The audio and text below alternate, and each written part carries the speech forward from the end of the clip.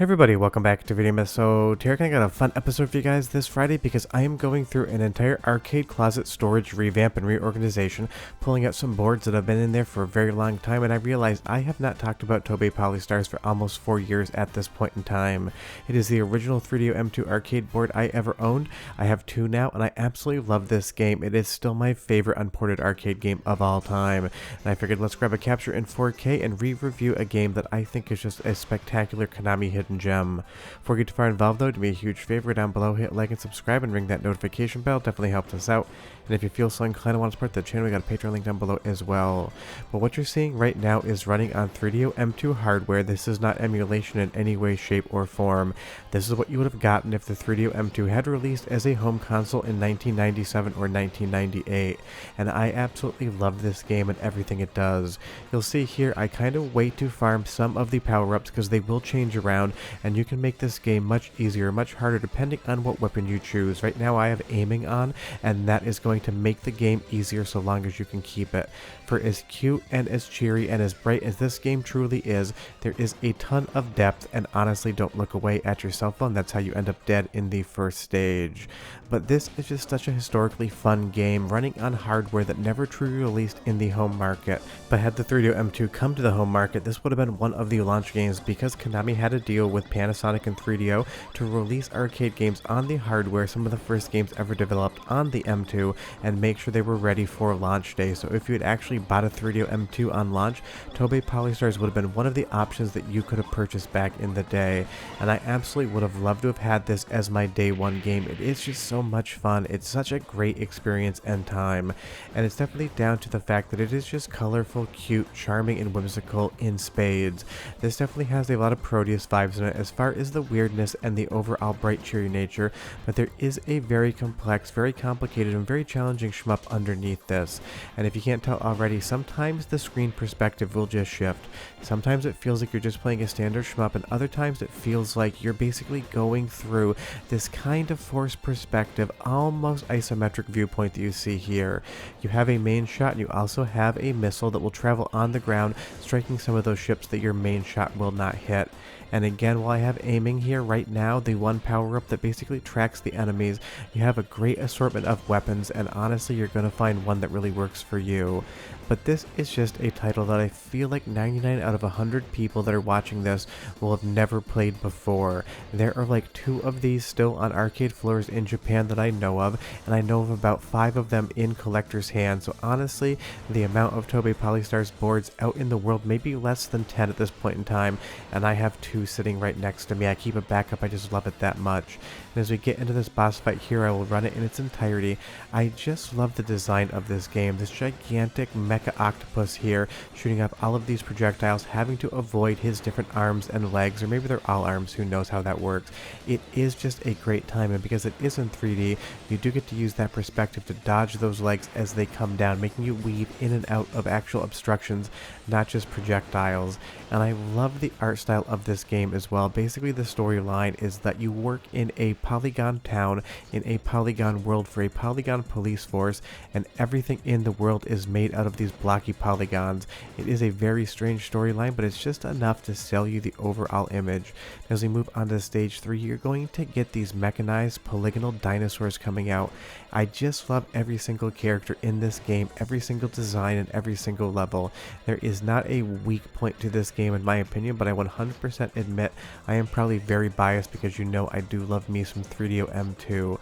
But as these blocky little dinosaurs run around and we go through this volcano here again, this game just oozes charm in the graphics, and I would have loved to have had this as a home console back in 1997. And because it is Konami and it is a bright, vibrant game, it has a super cheery soundtrack that I think is some of the best music Konami ever put to an arcade game. So go ahead and listen for 45 seconds. I'll come back and tell you more about the history of Tobe Polystars and the 3DO M2, but enjoy it because I do love this track.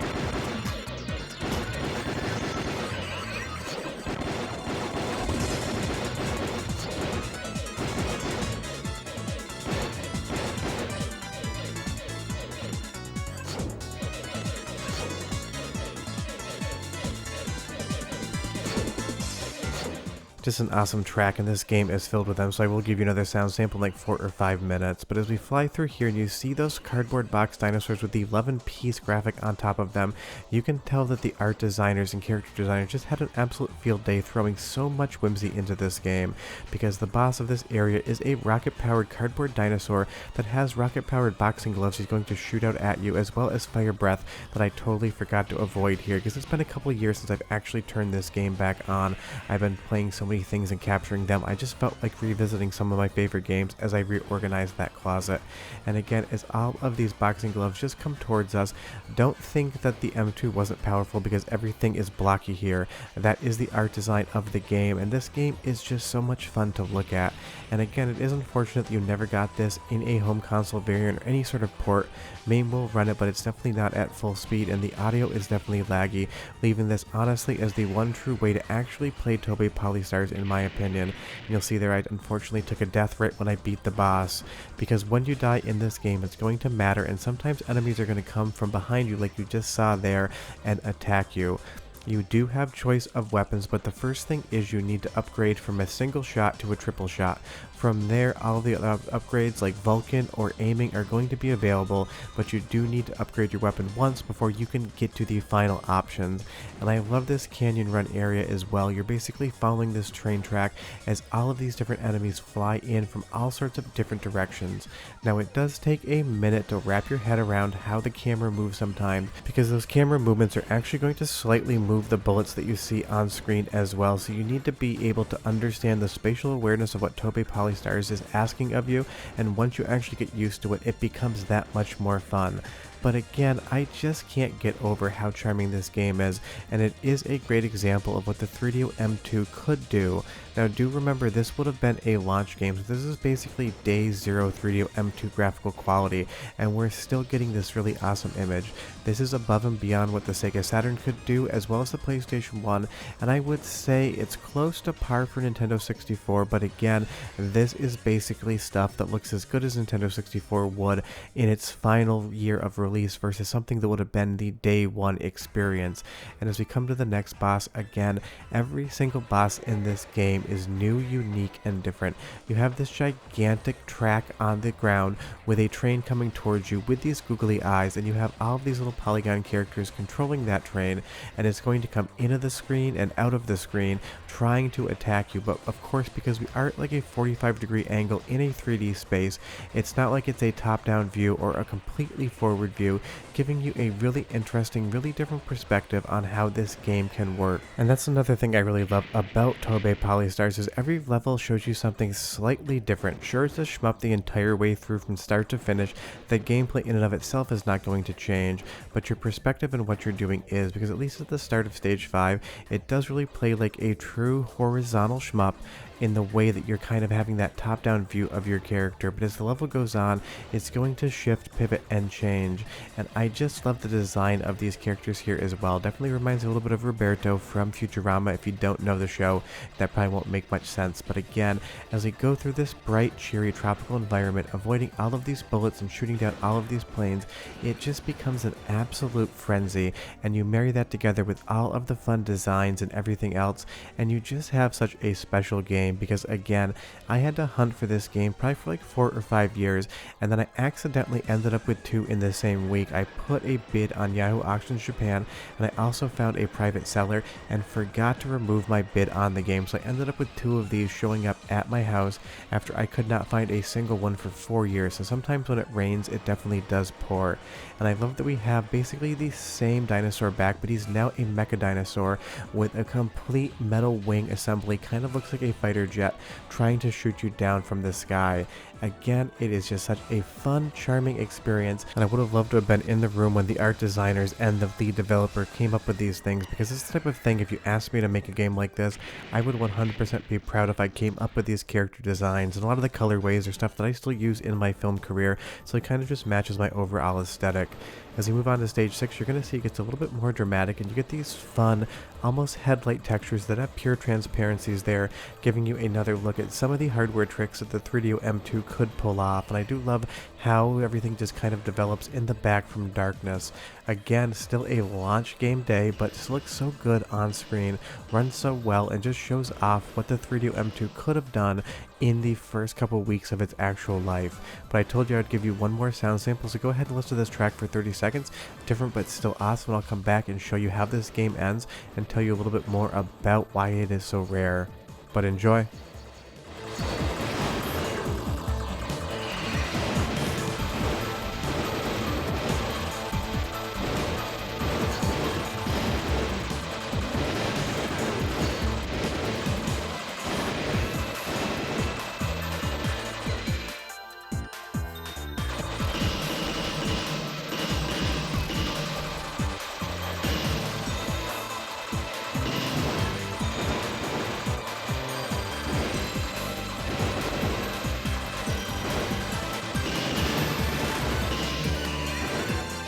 Different music than the first track you heard as far as the tone is concerned, but still 100% matches the cheeriness along with the darkness of this stage. And as we move into this boss, this has got to be my favorite boss in the entire game. It is absolutely hilarious. It is a gigantic bodybuilding polygonal square box head something or other, and there's going to be 8 of him revolving around the screen in real time, and you'll see how all of those models are able to basically morph and transform themselves into different shapes while still maintaining a super smooth frame rate and being in that shadow in the back. This is just 100% what does it for me when it comes to arcade games. I love the sense of humor, I love how strange it is, I love the art design, and I just love that it runs on 3DO M2. It's just one of those things. This game has absolutely everything I need, and it is still a game that I pull out of the closet at least once a year to make sure I get one run into. And of course, it is a 2-player game, so it gets even better with friends. And I just love this character here.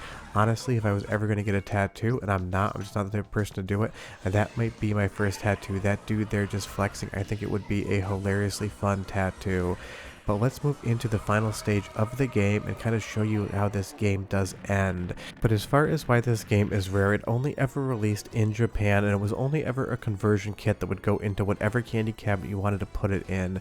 Now, my serial number is in the 100s, and I've seen some other boards, they get up to the 200, so it's possible that they maybe only made 250 or 500 copies of this game if we were being optimistic. Maybe they didn't sell that well, maybe it wasn't a hit on arcade floors. I really don't know why that is. And this isn't the only 3DO M2 game not to leave Japan. Battletrist never left either. But as we go through this final stage here, the intensity does dial up, and I am playing this on hard, but there are other difficulties above that. But this is a type of game, if you practice it, you could 100% get a 1cc, maybe in like a week or two. The unfortunate part is, even though it does work in MAME, it doesn't work well enough for you really to learn the game. And if this was an example of why the aiming power-up is one of the best in the game, I don't know what is, because it's going to shoot behind you as well. But this is the type of game that I wish I could let each and every one of you play, because I understand it's fun to watch somebody talk about an exceedingly rare game, but it is the type of thing that you probably want to play it as well, so definitely do check it out in MAME. It's not a perfect experience, but it is good enough to understand what the 3DO M2 was going to do, and it's fun enough to be able to enjoy it even if you're not going to get it running at full speed.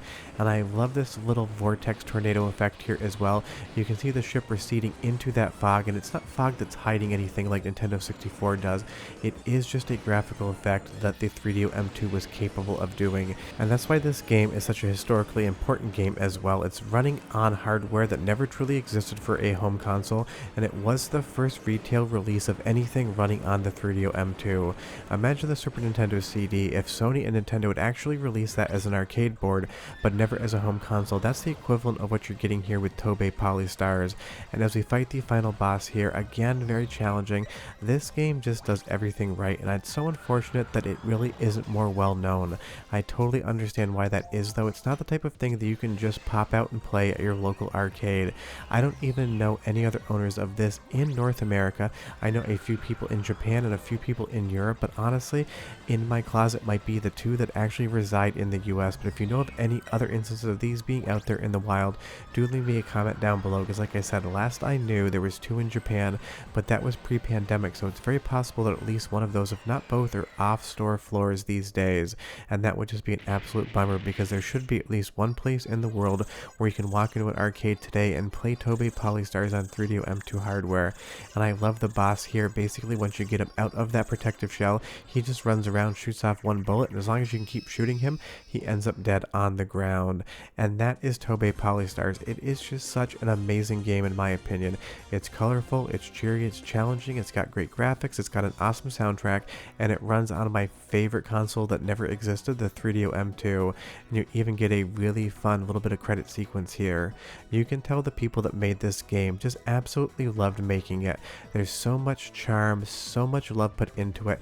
Every single pixel on the screen just oozes that sensation of just being special, and that's what this game truly is, at least to me. It's a special experience that I hunted for years and now keep in my collection to play every once in a while. What I'll let you do is just watch the rest of the credit sequence here without me talking over it, but if you ever have a chance to collect a Tobe Polystars board and you are an arcade collector, I can't recommend it enough. It is worth every penny, even if you're going to have to bring a lot of pennies to the party. But here's the rest of that credit sequence. I'll see you guys next time, and I will upload a long play of this in 4K so you can watch the entire game from start to finish. Bye bye.